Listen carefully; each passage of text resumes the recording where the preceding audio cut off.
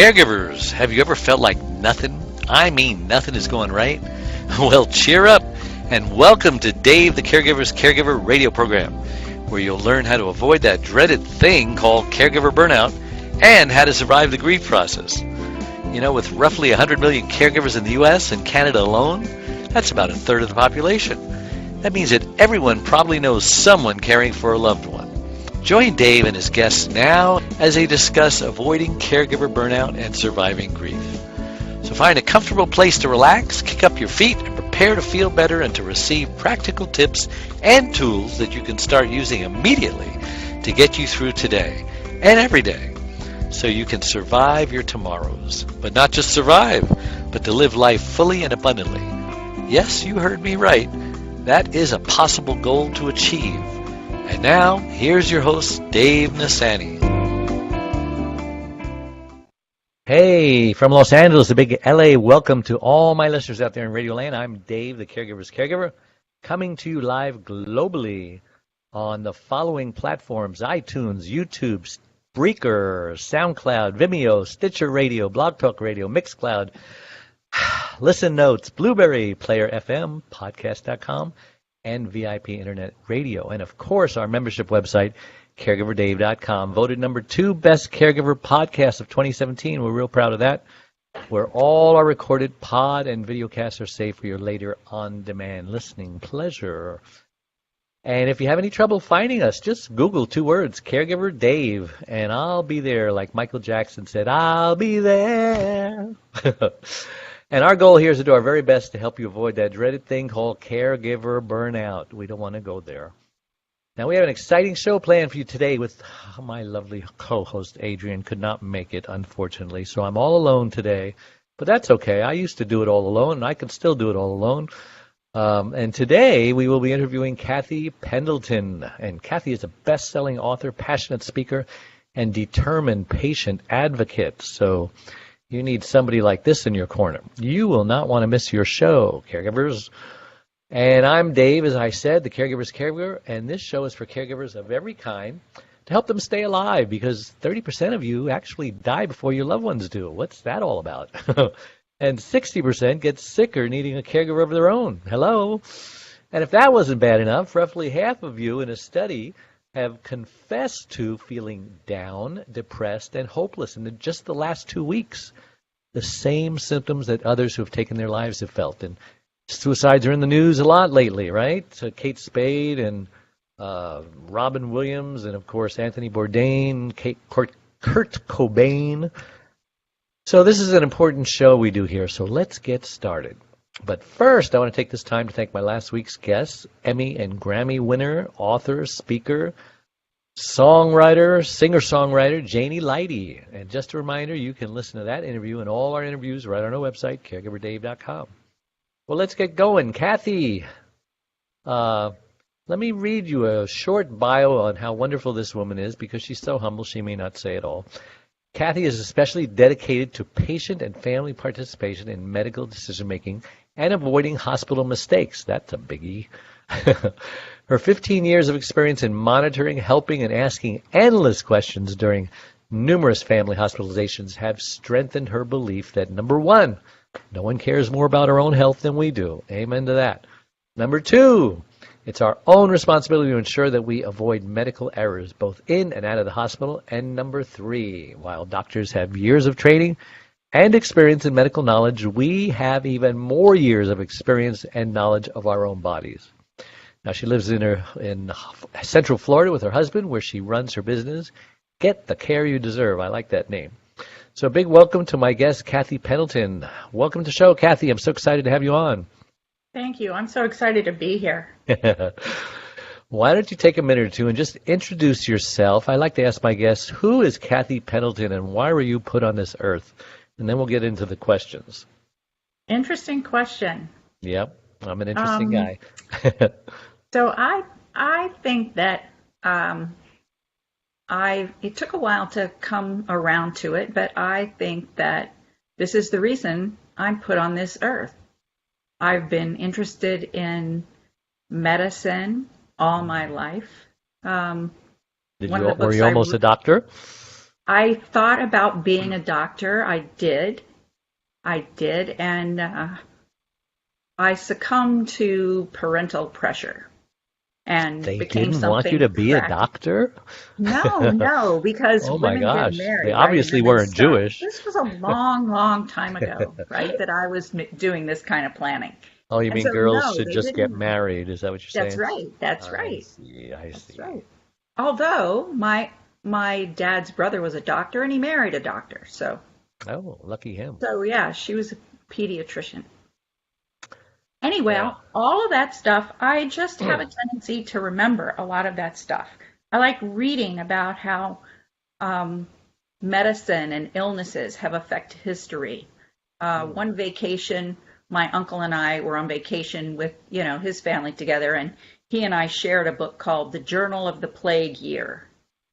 And so there's, I mean, who reads that stuff, right?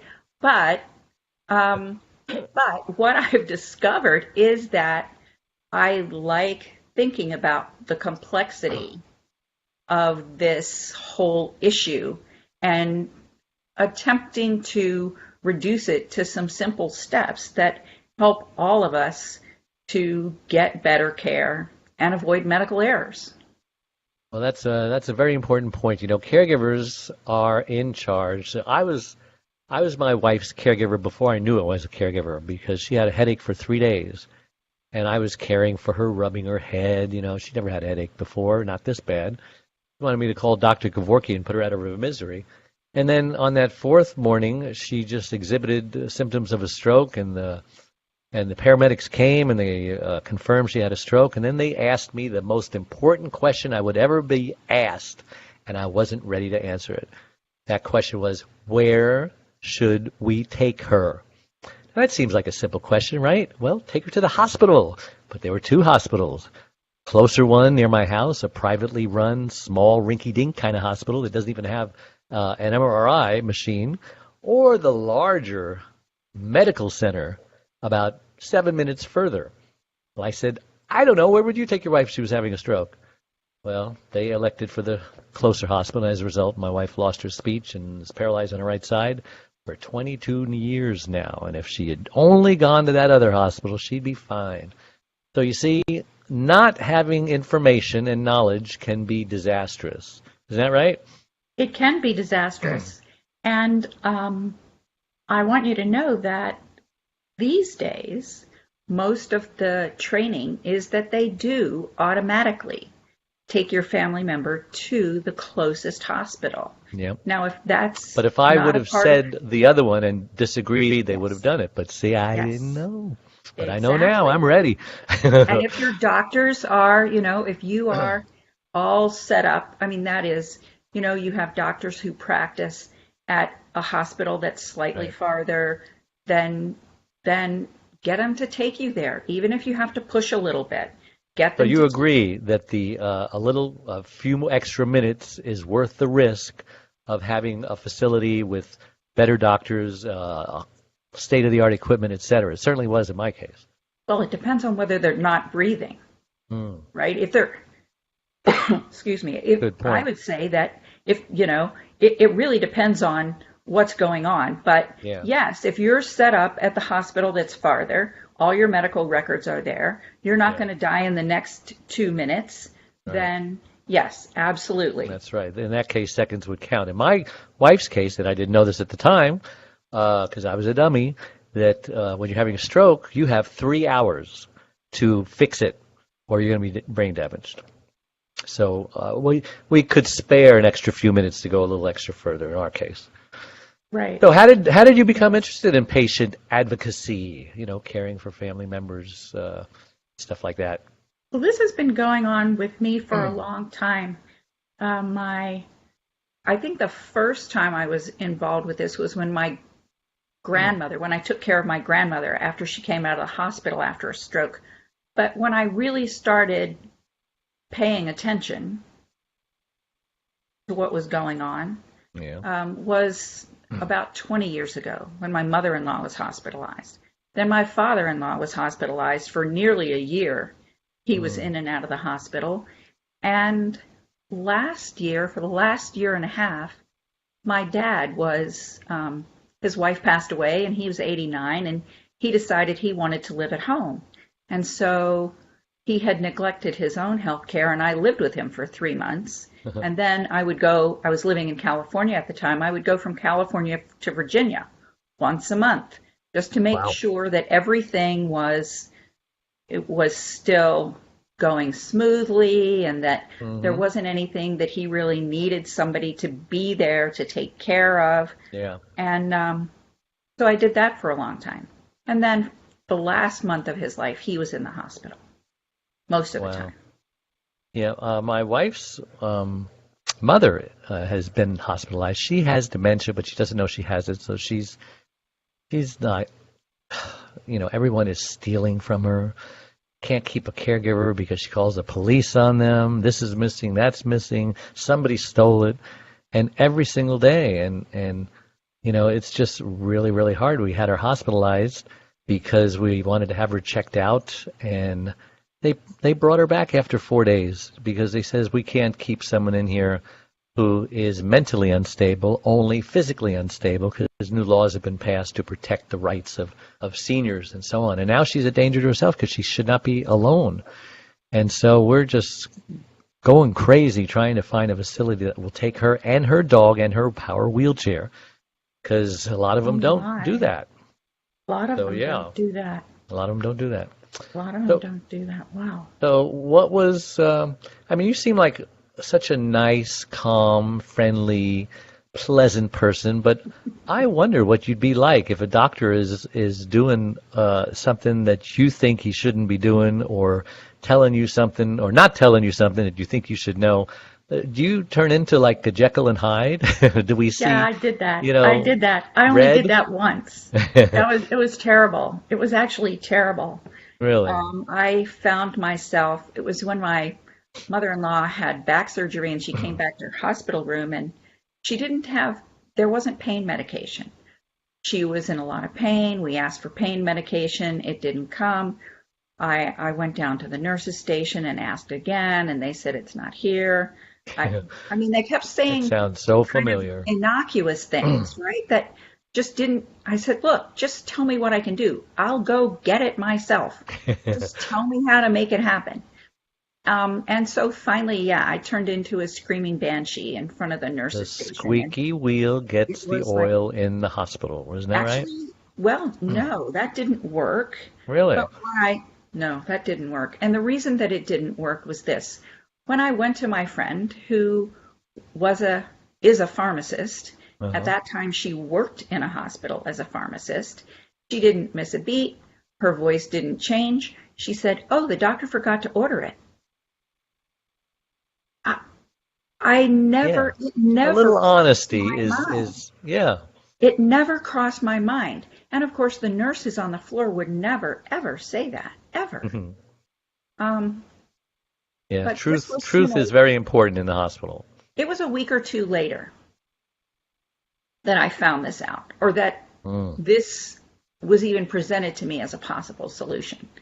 Um, but what I did at the time was I was working on a bunch of self-improvement stuff, and I had done some visualizations, and I was unable to get anything from the nurses, and so I went back to my mother-in-law's room, and my father-in-law was there, and they are not woo-woo at all. And I Woo-woo. couldn't, yeah, not woo-woo, not the least bit. Well, I'll get to that part. So I'm thinking, oh, should I do this? Are they going to think I'm crazy? Are they going to think I'm going to do some witchcraft or something? So I went over to my mother-in-law, and she was whimpering. You know how you get when you're in Yeah. so much pain, and I whispered in her ear, and I said, all I want you to do is listen to my voice. That's the only thing right now. And we're Mhm. going to go to some place warm and safe and a place where there is no pain. And Ah. I started describing a place where we would go as a family. And the kids were there and everybody was there and it was at a beach in Hawaii and we were in Mm. the sun under the palm trees at the beach and I'm And feeling I better just kept, already. yeah, and I just kept talking about it. And she actually went to sleep.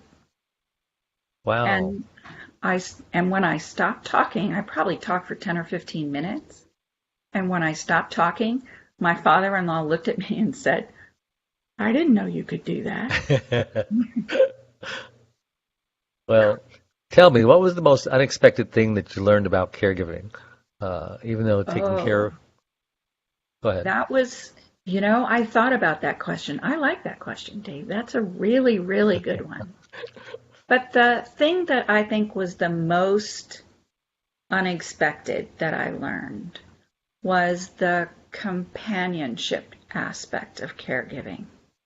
It's Explain that. not, well, it's not all about bringing in the medication and making sure the water glass is filled or that, the blanket's tucked in the way Hmm. your loved one loves it or that they're comfortable.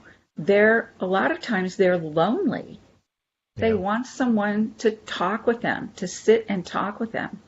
And and being there for me, I enjoy being there. Right. Some people have a difficult time with it. I enjoy being there. Well, And that's the so, good part of being a caregiver. That's the part that everybody loves. And unfortunately, they let the part that everybody hates, the actual duties or changing diapers or putting up with temper tantrums or not having the ability to confront and have healthy boundaries. They let that, they lose sight of the good part of it. And if they would just remember that, then that minus part, that negative part, is really less important and it's less fulfilling. But you get so much fulfillment out of having the joy that you'll put up with the negative stuff. Find yes, that? yeah, that's true. And it is tough. It's not a fun thing. But, that was the surprising thought part when I thought about it was the companionship Mm, piece. And for sure there are times when they're not they're not companionable. They're not they're someone you not they're necessarily not want to lovely. be. They're not lovely. But the reason that you're doing the whole thing in the first place is love. Yep, that's what made you do it. It What made you made me sign do on the it. dotted line, even though it wasn't on your resume and you weren't prepared Right. and you had no idea what you were getting yourself into. That's what got But me on a plane to fly all the way across the country and back once a month, for well, sure. so did you ever experience burnout like a lot of people do because you didn't take care of yourself? Sure. I was living at my dad's house um and uh and he does things the way he does them and I do things Hmm. the way I do them and he likes it warm and I like it cold and and Yes, I'm there's I'm just the I'm the hot one and my wife's the cold one. yeah. And so there were a number of things, but at the when What were your the symptoms of burnout? How did you know you had it? Or I'm sure you didn't know you had it, but what were your symptoms that you now know you had it? I didn't really set myself up. I didn't contact my friends who lived in the area. I So didn't you say neglected yourself, you isolated I yourself. did. I Okay. did. Anything else? I did. Did you eat Um, right? Did you sleep right? I did not sleep right. I I gained during the year at that year and a half. I gained 30 pounds. Oh my. I'm still working that off. So what But advice would you have for people who maybe don't realize they're burned out, some red flags, some warning signs, and what they can do to get out of that rut? well, if you have a healthy way of eating, continue to follow that as much as you can, especially if you're the one who's preparing meals, Hmm. for sure. Um, if you take a walk in the morning and your loved one can be alone, right, for some length of time, say Hmm. half an hour, 15 minutes, go for that walk, right? If they take a nap, and you can be out of the house. If they're not going to panic because Yeah. you're not there when they wake up, go for that walk.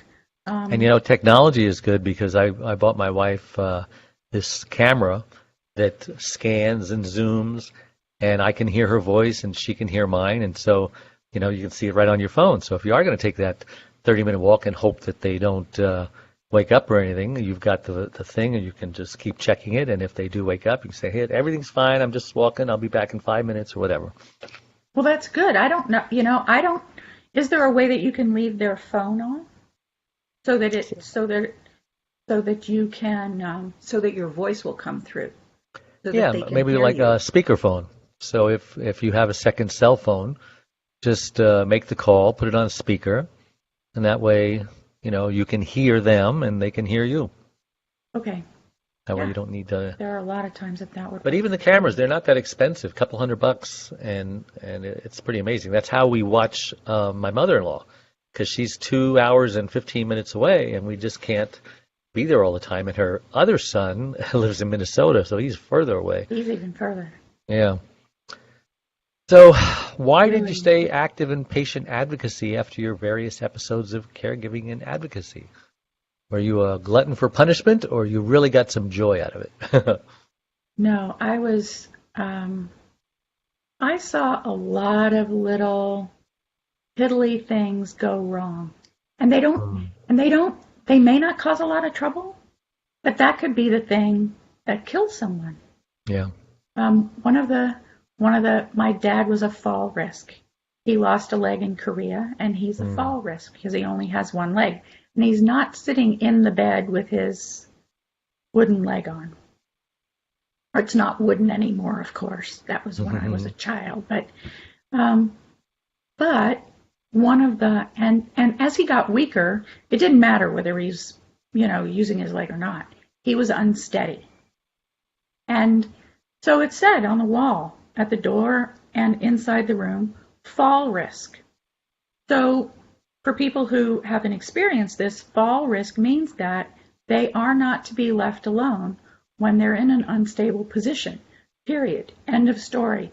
Until you have sat them down in the chair that they're moving to, or they're back in bed from a trip to the Mm-hmm. bathroom, the attendant doesn't leave. So this, whoever they were, my sister-in-law was there, came and got my dad, took him into the bathroom, and started to walk out of the room. And she spoke up. Hooray! My favorite thing, speak up, right? She spoke up and she said, he is a fall risk, That guy turned around so fast and came right back and stood by the door of that bathroom. There's just there's Yeah. just no way around it. You as a caregiver or as the advocate, as the attendant, as the family member, you have to watch out for your loved one. Yep. And if you're alert when you're in the hospital, maybe you can be watching out for yourself, but there are plenty of times if you're taking a painkiller or if you're sedated in any way, then you're not going to be alert enough to watch out for Right. yourself. And my wife was a fall risk just 2 weeks after her stroke. So, she's paralyzed on the right side, and she's going through physical therapy and stuff. And so some nurse or nurse's aide or whatever they were took her to the restroom and didn't realize that, she has drop foot on her right side. And so she fell and broke her ankle right there in the hospital while she's trying to recover from a stroke. So now she's got this big cast on her foot. I don't know if it helped her therapy or not, because they made a walking cast, and she was able to walk on it better. But somebody wasn't doing their job, and it happens all the time, doesn't It it? happens all the time. It happens all the time. Because everyone is only human. Everyone's only human. And you wonder, how can these things happen? But the doctors and the nurses go in and out of one room after another. Right. If that fall risk sign is there, after a while they probably don't even see it. Just the way we don't see our keys where we put them on the counter, right? As we're trying to walk out the Amen door to and that. searching all over the house. So there's a level of familiarity and being at ease with what's going on that the medical professionals have that we don't have. We don't share Yep. that. We're sort of, worried and anxious about a lot of what's going on, and we're a lot more Yeah. likely to be paying attention. And of course, they have a very nice name for it. It's called medical errors. Medical How errors. bad are those medical errors? Any Well, they're the studies been third done? leading cause of death in the United States. Third, huh? Wow. Third, right behind cancer and heart disease. Mistakes. Mistakes. That's And scary. and That's it's scary right probably there. higher. It's actually probably higher because Some of if the you're ones we know already in the about. hospital for pneumonia Hmm. and there's a mistake, your death is probably going to be written off as complications from pneumonia. Yeah. But you have to go back through what happened before and figure it out. You know, what actually started the episode that led to their death. And medication errors are fourth. Hmm? Right behind medical errors are medication errors. That's amazing. It is Well, amazing. listen, we're going to take a break and let people just contemplate on what they've learned so far. When we come back, we're going to talk more to Kathy Pendleton. So do not go away. We will be right back. David Nassani. Best-selling author Dave Nassani. Dave Nassani is a best-selling author. Mr. Dave Nassani. Thank you. So you're needed. I am needed. You are very Yes. much needed. The woman I loved had suffered a massive stroke. Yes. They tell you in the event of an emergency, oxygen mask will drop. Put your mask on first before you help your loved one with their mask. For the next 2 years, our lives had become a living hell. Now, everyone has one of these. It's called a cell phone. You turn it on, you punch in your number. Hello, Mom. I need help. Grandma's driving me crazy. I realize there are so many other caregivers out there who are hurting and feeling lost and alone. And I didn't want them to hurt anymore.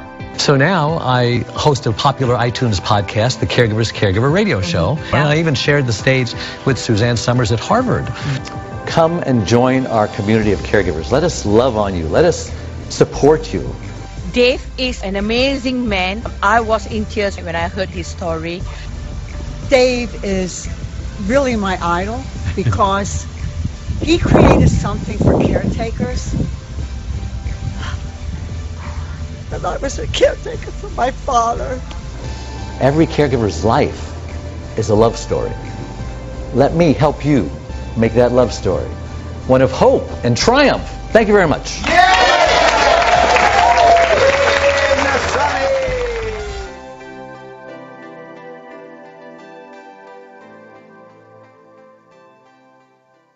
And we're back with Kathy Pendleton, and I'm Dave Nassani, the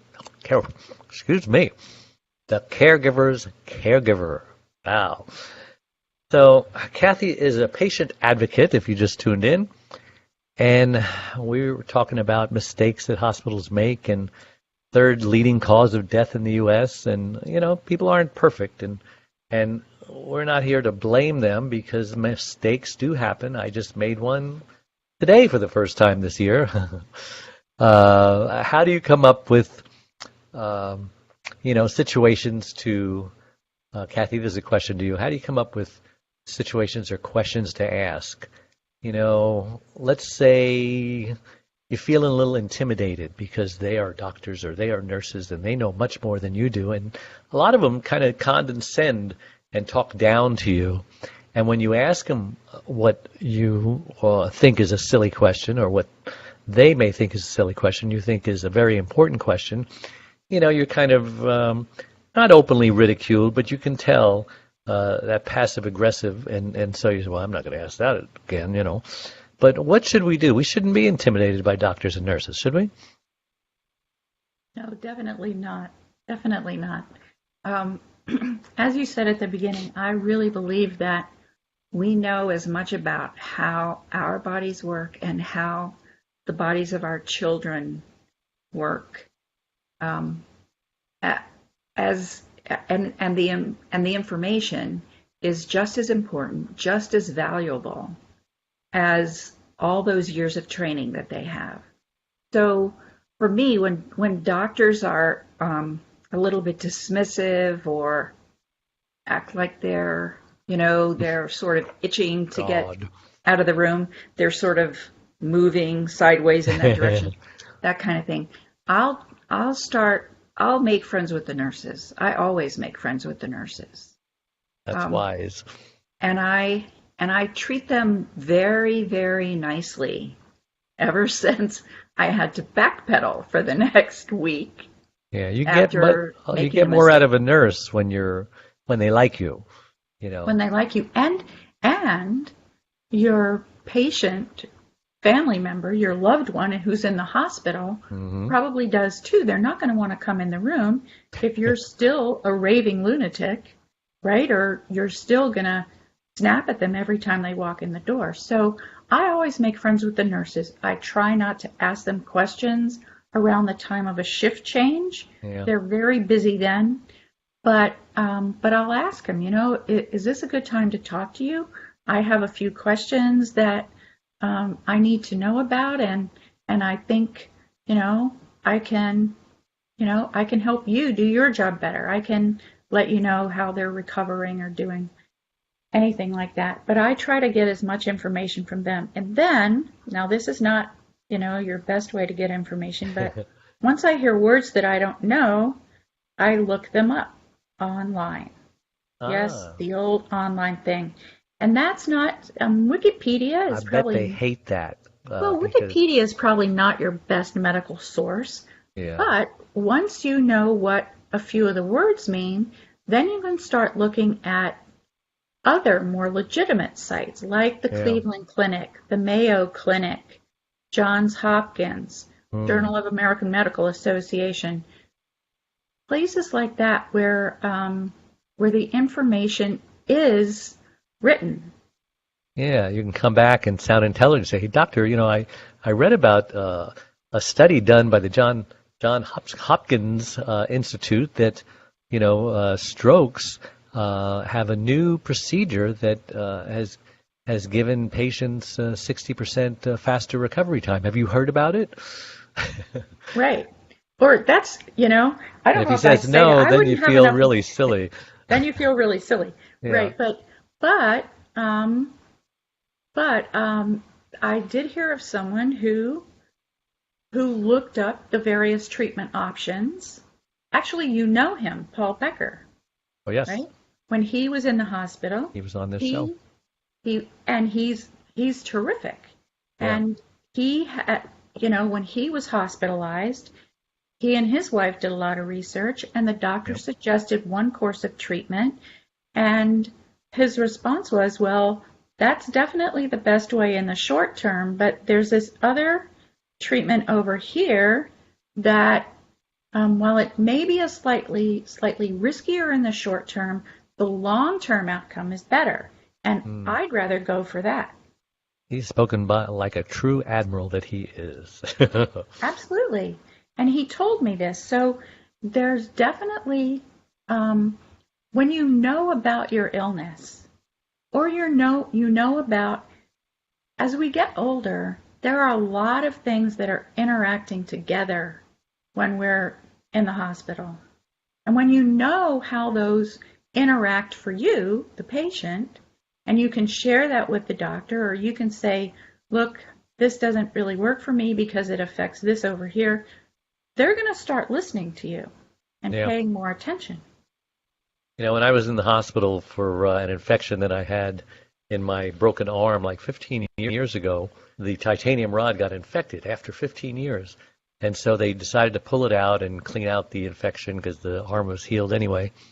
But the nurse wanted to give me an injection in my stomach every single day. And I said, I took the first one. It was very painful. And I said, what's that for? She goes, oh, it's for make sure you don't get constipated. I said, listen, I don't have a problem with constipation. I'd rather take a little pill if you think I'm at risk, but I do not want that needle. She goes, oh, okay. It's like, I should have said that yesterday. How about that? I mean, isn't that amazing? I mean, no, that's a bother. And it's just amazing. But the point of what you just said and what I'm trying to say is that speak up. If a person comes into the room and you don't know who they are, speak up. I was talking to somebody recently. She stayed in her mom's room overnight, and someone came in with a syringe, and she was sleeping. But she happened to wake up and she looked at them, and they weren't dressed correctly. And she said, "Who are you?" And they didn't answer her. They just kept sort of going about their business toward her mom. And she's like, and she stood up and said, "Who are you?" They ran out of the room. They were not a nurse or a doctor. Who were they? They didn't know. She didn't know. Is your mother a double agent, and Russia Yeah, came in exactly. to take care of her? Or did Russia come into the wrong room? I mean, who knows? But Wow. it's just some crazy things that go on. And heaven forbid, I would hope that wouldn't happen to nearly any of us in the hospital. But we have to speak up. If we don't see them wash their hands, I mean, that's the way diseases get transferred, right? Yeah, yeah. How should we monitor what's going on without being, a nuisance and start creating resentments from the doctors and nurses, as a pushy SOB or whatever they call people like that? I don't know what they call us, but I don't think there's really a way. I think that you need to be, and they're supposed to introduce themselves, but they go in and out of a lot of different rooms. I think you need to know who you're talking to, first of all. So many of the people in the hospital wear scrubs. You don't know whether they're an orderly. You don't know whether they're an aide. You don't know whether they're a nurse. You don't know. They're just picking up the garbage. You have to ask. You have to ask who they are, especially if they start to touch your family member. You have to ask. Then you have to know what they're going to do. So I ask them what they're going to do. What are you going to do? and why are you here? Oh, just checking.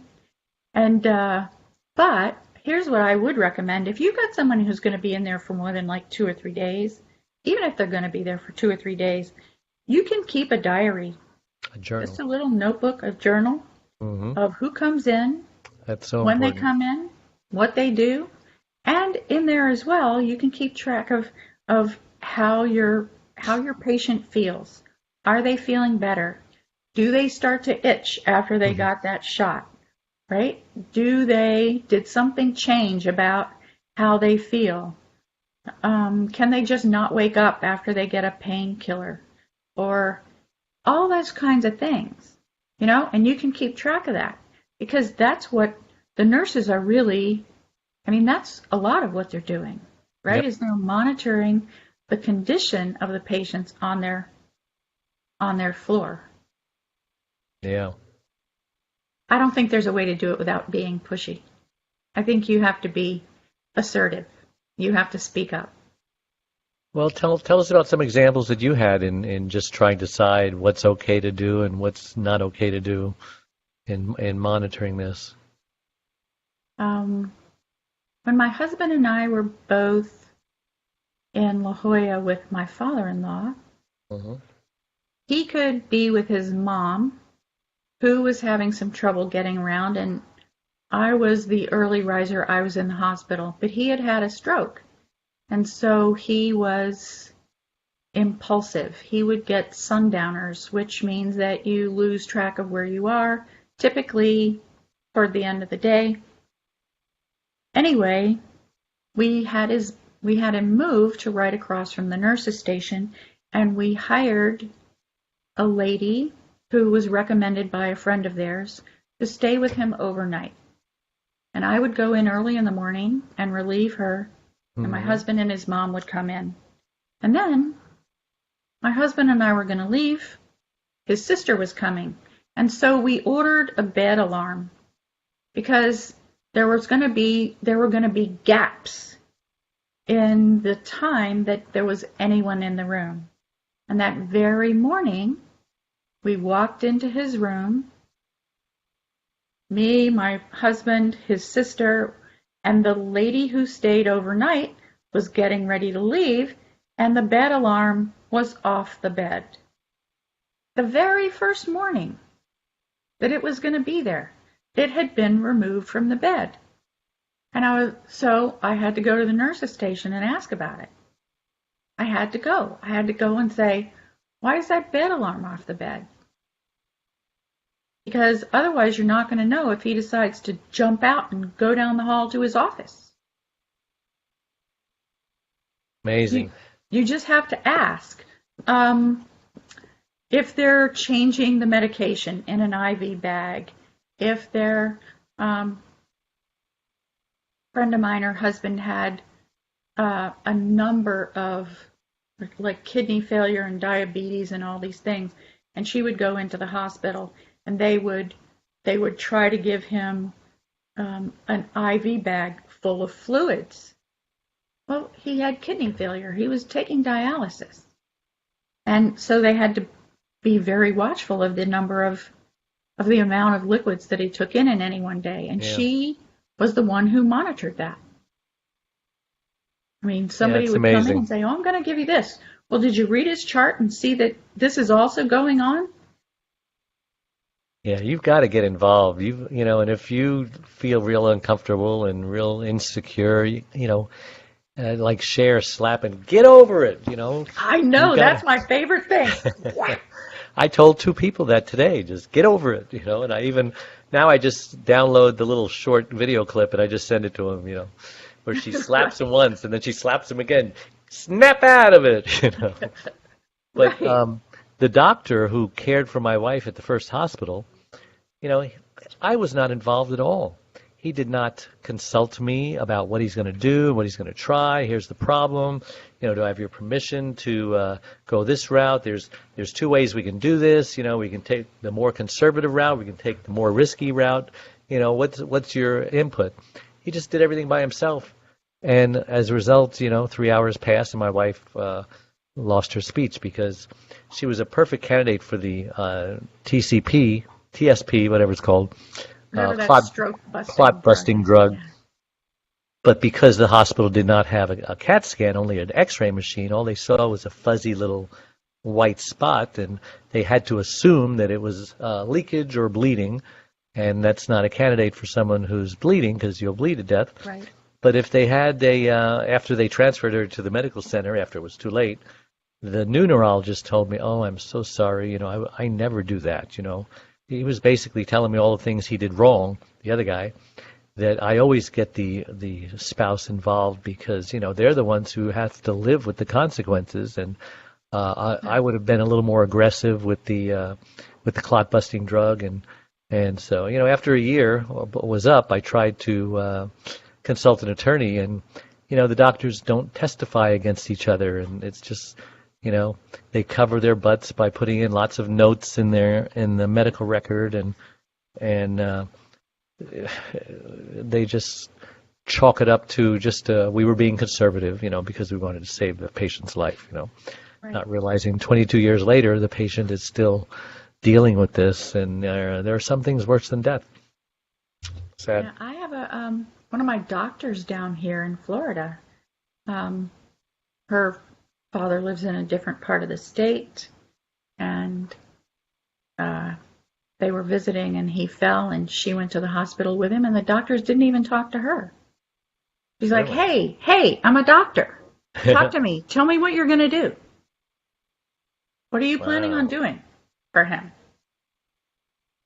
Amazing. They didn't even talk to her. You have to. So here's my recommendation is to speak up. If you're nervous about it, speak up in a gentle way.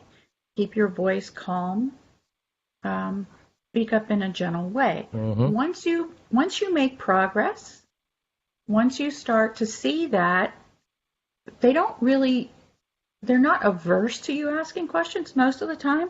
It just doesn't happen a lot of the time. And things just go their way. So start asking questions. Once you ask questions, then you'll get more comfortable with it, is what I'm trying to say. Right. You'll get more comfortable being assertive. And I think we're all more likely to ask questions on behalf of a child, Yep. right?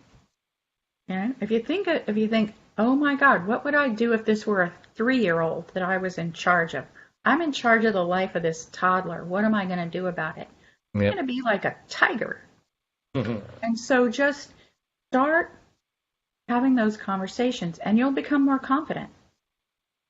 Yeah, and a great way to get over being insecure and shy is just remember, well, you can either speak up now or deal with it 22 years later, because it wasn't done right. Well, we're going to take another break. We're up on another break, so we'll be right back, and don't go away. Dave Nassani, the Caregiver's Caregiver, has just released his 6th book entitled It's My Life Too. Reclaim your caregiver sanity by learning when to say yes and when to say no. It was specifically written for caregivers who know they should be putting their needs first, but just don't know how. Dave is the sole caregiver to his wife, Charlene, since 1996. He knows firsthand what caregivers are going through, because he is one. And he now speaks all across the country, offering caregivers his incredible caregiver support package. Even the airlines tell us that in the event of an emergency, to put your oxygen mask on first before you help your child with their mask. They know that those who don't heed their advice often black out, thus becoming unable to help either themselves or their child. And caregivers are exactly the same way. It's My Life Too. Reclaim your caregiver sanity by learning when to say yes and when to say no. Will help caregivers who are neglecting their sleep, diet, and social life, and learn to put their needs first. Pick up your copy today, or buy one for your special caregiver. On sale everywhere, and at caregiverscaregiver.com. Well, we're back with Dave, the Caregiver's Caregiver, and Kathy Pendleton, patient advocate. And she's pretty good, too. So tell us, dealing with doctors outside the hospital any different than dealing with the doctors inside the hospital? Where you go and you make an appointment and you have to wait for a long time to get the appointment, then you wait in the office to see the doctor, and you're on time, but they're not. That always gets me upset. So what do you have to say about that? Yeah, that gets me upset too. So, especially if they want to charge you, like if you're late or if you miss the appointment. Well, what about my time? My time is valuable. Right. I want to charge you. You said be here at 9. I'm here at 9. You don't see me till 10. Here's or my 10:30. Or 10:30. Yeah, I'm dealing with that right now. I'm deciding whether or not to change doctors. Not the one I was talking about before, but yes, I agree. It's not okay with me to sit. You got to fight back with them, otherwise you're rewarding bad behavior. So I do. I check Yelp on doctors. I do because the kind of and I read the reviews. Because a lot of times people give a doctor a review of 1 if there was a billing dispute or something, and maybe it was a legitimate, but I do want to know things like whether the doctor's condescending, whether the doctor is on time, and that sort of stuff. There's not a lot of reviews in Yelp, but there are some. So I go looking there, but there can be as many mistakes outside the office, excuse me, in the office as there are in the hospital. Really? There is a book out there right now about a woman in Canada. It's a short book, and she went into the hospital and they said, she had a headache. You have a brain tumor, but that's not what's causing your headache right now. Oh. And she's like, no change of tone, right? No empathy. And she said, I what? You have a brain tumor, but that's not what's causing your headache.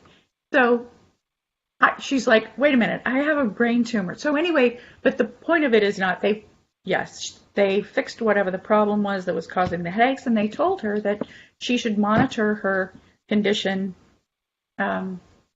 She should keep track of her condition. She should have a brain scan every year that the tumor was stable, blah, blah, blah. So she started looking for support online. I mean, a brain tumor is pretty scary to be living with this time bomb in your head. And what they told her in this support group was to read all of your paperwork, every bit of it. And while the doctors had told her to have a brain scan every year, her paperwork only said to have a brain scan next year. Well, who's going to pay for it if you're paperwork only says have it the next year. Mm-hmm. So that kind of thing can be very, very tricky. You So have to read monitor those it. forms you sign.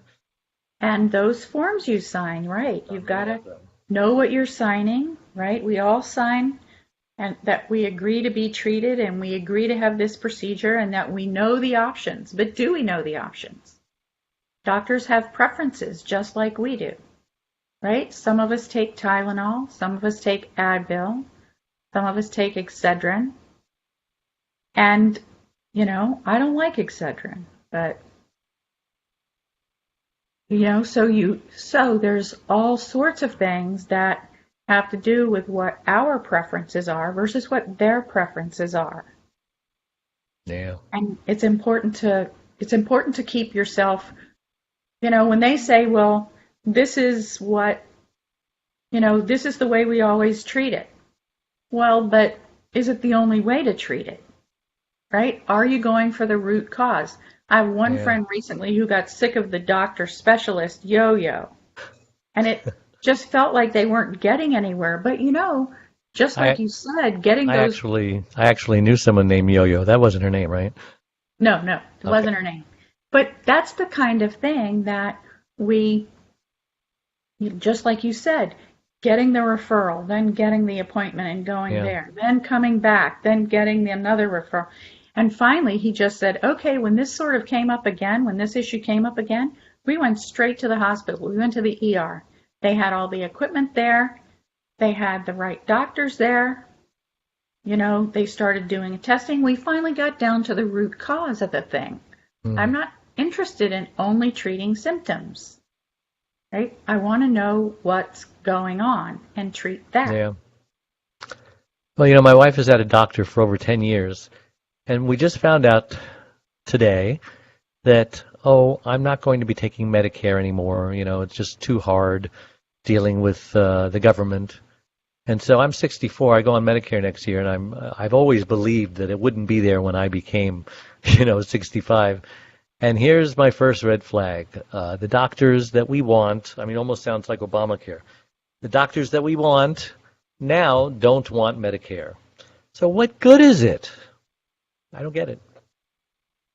There are some interesting things about Medicare that you should know. So once you go on Medicare... Gosh, do I want to know? Yeah, you have to know because you might get it taken care of while it's early. So for one thing, a lot of people retire and they're feeling really good because they have lifetime medical benefits from their employer as part of their pension or whatever. When you go on Medicare, so when you retire and Medicare is your insurance and you've got this other insurance, it turns out that Medicare becomes your primary insurer.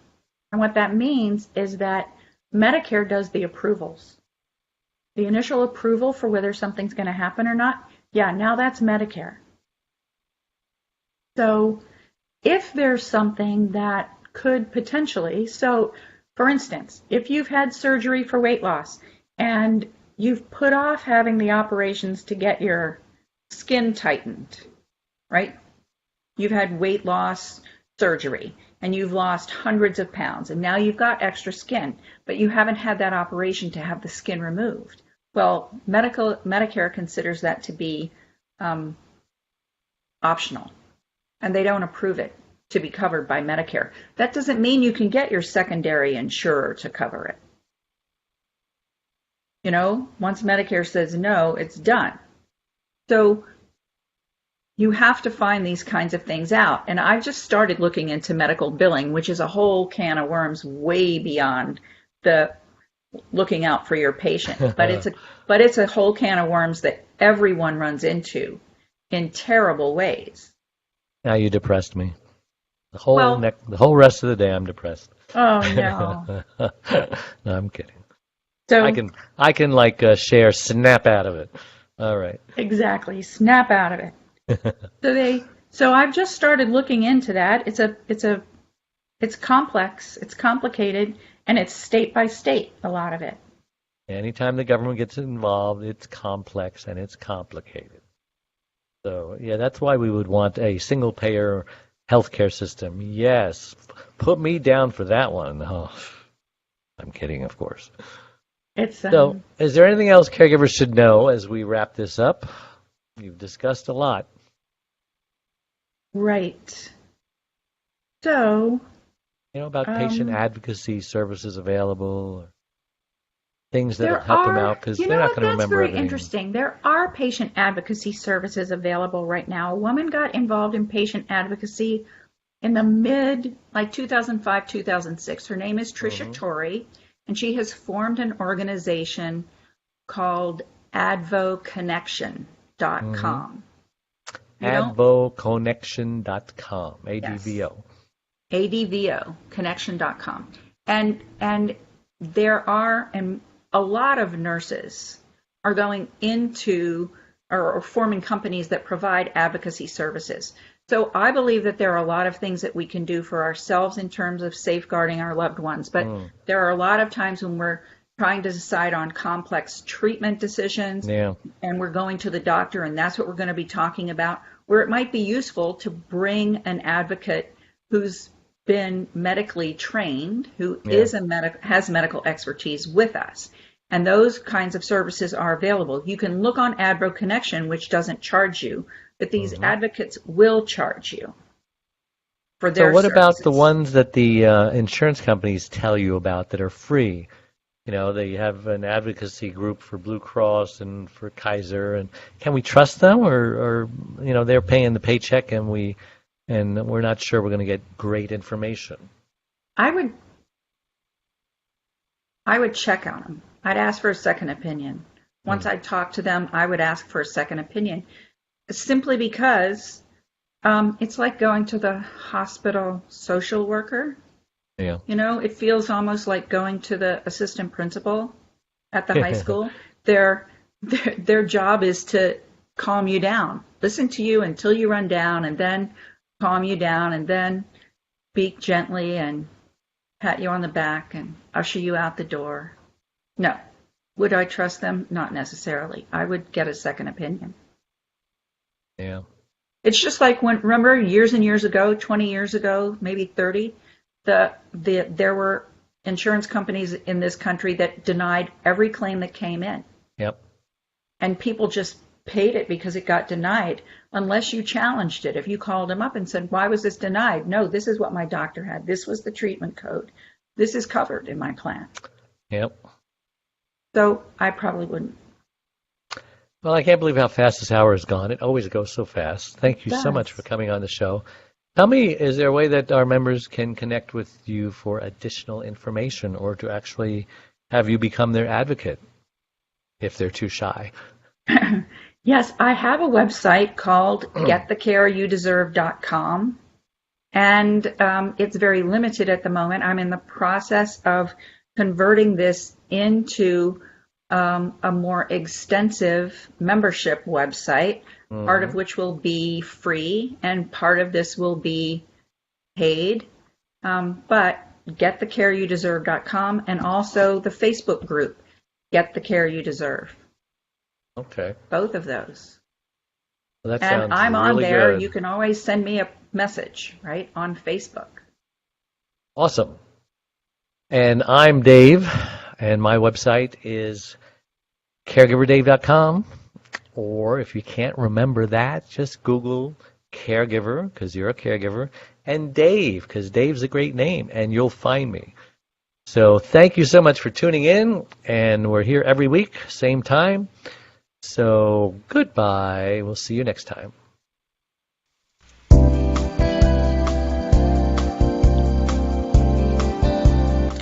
Thank you for joining Dave, the Caregiver's Caregiver radio show. Goodbye.